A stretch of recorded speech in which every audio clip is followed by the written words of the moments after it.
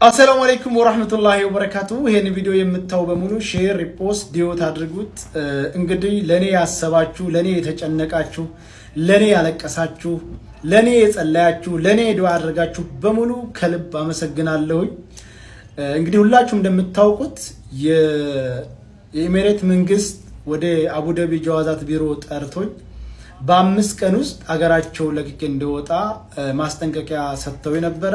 በነገራችን ላይ የ5 ቀን የጊዜ ገደብ የተሰጠሁት ስፖንሰሬ ኔጋ ስለሄደ ስፖንሰሬ ኃላፊነቱን ወስዳለሁ ብሎ ስለፈረመ ነው እንጂ አይኔ ኃላፊነቱን አልወስድም ቢል ኑሮ የዛኑ ሰዓት ቆፍድደው እስር ቤት አስገብተው ወደ አገር ነበር የሚያሳፍሩኝ። ስፖንሰሬ ሼህ ሰይድ ወይም ሰይድ ሁሴን ከልብ አመሰግናለሁ። ይሄን ቪዲዮ የምታዩ ሁሉ እንድታመሰግኑልኝ በክብር ጠይቃለሁ። እውነት ለመናገር ሼህ ሰይድ አሁን ብቻ ሳይሆን ኢትዮጵያን ባለው ሰዓት ድጋፍ አድርገው ከዛም ደግሞ ወደ ኢማራት ሙሉ ወጪን ሸፍኖ እዝም መጥቼ ስራ እንዳመቻች ያደረገኝ እሱ ነው። ሁላችሁም እኔ እዛ እንዳለሁኝ የመጣችሁም ሆነ በኦንላይን እንደምትጠልቡት እየሄዳችሁ ልብስን እየገዛችሁ አበረታቷቸው ላለሁኝ። በመቀጠል እህቴ ሙኒት፣ እውነት ለመናገር ሙኒት እህት አለኝ በቃ እህቴ ያልሞተችም እንድል ነው ያደረገች። ከሁሉም በሆነ ታይም ስልኬ ዝግ ሆኖ ሳገኛት የልቧን ትርታ የሰውነቷን መንቀጥቀጥ ሳይ እውነትም የኔ እህት ትዝ አለችኝ እና ሙኒት አመሰግናለሁ። ይሄ ብቻ አይደለም፣ ቢሮ አይደን ተቀምጠን ትኬት ስናፈላልግ ልጅቷ ደውላ ቢዝነስ ክላስ ነው 10,000 ድርሃም አሉ ሲሏት ቁረጮ አለቻት።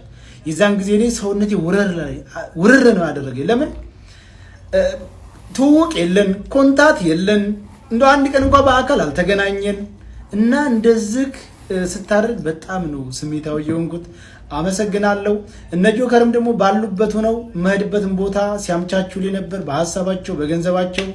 እነ ማሜ ባለከይዘራ ወንድሜ ከአንዱ ቦታ አንዱ ቦታ ይዞኝ እየዞረ በሐሳቡም በገንዘቡም እነ ሚካማራው እነ መኩፋኖ ስፍር ቁጥር በስም ጠርቼ የማልዘልቃቸው እህት ወንድሞቼ ከጎኔ ቆመው ለኔ ሲያስቡ ሲጨነቁ ነበር። በጣም አድርጌ አመሰግናለሁኝ።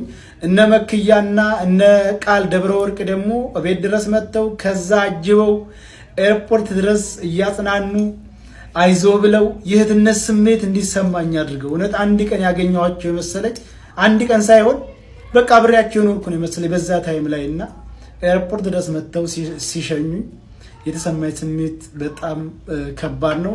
ከዛ ደግሞ መጥቼ ሄድኩበት ሀገር አቀባበል ያደረጉልኝ ወንድሞቼ እና አባት ሀገር አማራ አበባ ጉንጉን ይዘው ተቀብለውኛል። ያ ደግሞ በጣም ከበድ ያለ ነው። ሁሉንም አመሰግናለሁኝ። ከዛ በኋላ ደግሞ ሌላው ሰርፕራይዝ ጋሽ ወርቁ አይተነው ሂደ በምትኖርበት ቦታ ላይ አጥናና የራስህን ቢዝነስ የምትሰራበት ገንዘብ እሰጥሃለሁ ብለው ቃል ገብተውልኛል። እንግዲህ የምኖርበትን ቋሚ ቦታያን ካምቻቸው በኋላ በራሴ የምሰራበት የራሴን ቢዝነስ የማንቀሳቀስበት ገንዘብ ድጋፍ እናደርግልሃለን ብለውኛል። ጋሽ ወርቁ በየችግር ጊዜ የሚገኙ በጣም ምርጥ የአማራነት ስሜት ያላቸው በጣም ጥሩ ሰው ናቸው። እኔ ብቻ ደም ተዛቀደም አይታችኋል። ለታኩርም ለማይታወቁ ለብዙ ወገኖቻቸው በከፍተኛ ነገር ድጋፍ የሚያደርጉ ናቸው። እኔንም አጽናንተው አብሽር ብለው በተረጋጋህበት ሀገር ላይ እንትን አድርገህ የሚበቃህን ያክል እንትን አድርገህ ቢዝነስ የምትከፍትበት ገንዘብ ከኔ አለ ብለውኛል። በጣም አድርጌ አመሰግናለሁ። በእኔ ጉዳይ የተሳተፋችሁ በሙሉ ፈጣሪ ጨምሮ ጨማምሮ ከክፉ ነገር ይጠብቃችሁ። እንግዲህ አንድ ክፉ አይመጣም ከኋላው ኸይር የያዘ ቢሆን እንጂ የሚለው ቃላት የኔን ችግር ይገልጣል። ሁለተኛ አንዳንድ ቪዲዮዎች አይቻለሁ። እዛ ሄዶ የፖለቲካ ጥገኝነት ሊጠይቅ ምናምን። እኔ ፖለቲከኛ አይደለሁም። የትኛውም ሀገር ሄጄ የፖለቲከኛ ጥገኝነት አልጠይቅም። እኔ ኢትዮጵያዊ ነኝ። በኢትዮጵያዊነቴ የምኮራ አማራ ነኝ። ስለዚህ እኔ ሰርቼ የምኖር ነኝ። ስለዚህ የትኛውም ሀገር ሄጄ የፖለቲካ ጥገኝነት የምጠይቅ አይደለሁም። ፓስፖርቴ ኢትዮጵያዊ ነው። እኔ ኢትዮጵያዊ ነኝ። እኔ ፖለቲከኛም አይደለሁ። ከየትኛው ፖለቲካ አካል ጋር ግንኙነት የለኝም። እንደ አንድ ኢትዮጵያዊ እንደ አንድ ሰብአዊ እንደሚሰማው ልጅ ለእህታችን ፍትህ ጠይቄያለሁኝ። እንግዲህ ፍትህ ስጠይቅ 60,000 ሰው 50,000 ሰው ተከታትሎኛል። ስሜታዊ ሆነንም አንዳንድ ቃሎችን ተጠቅመናል። ከዛ ውጪ እኔ የትኛውን ሀገር ሄጄ የፖለቲካ ጥገኝነት የምጠይቅ አይደለሁም። ከፈለግኩ ነገ ኢትዮጵያ ሄዳለሁ። ምንም አይነት ወንጀለኛ አይደለሁም። ምንም አይነት ከመንግስት ጋር ንክኪነት ያለው ነገር አላራመድኩም።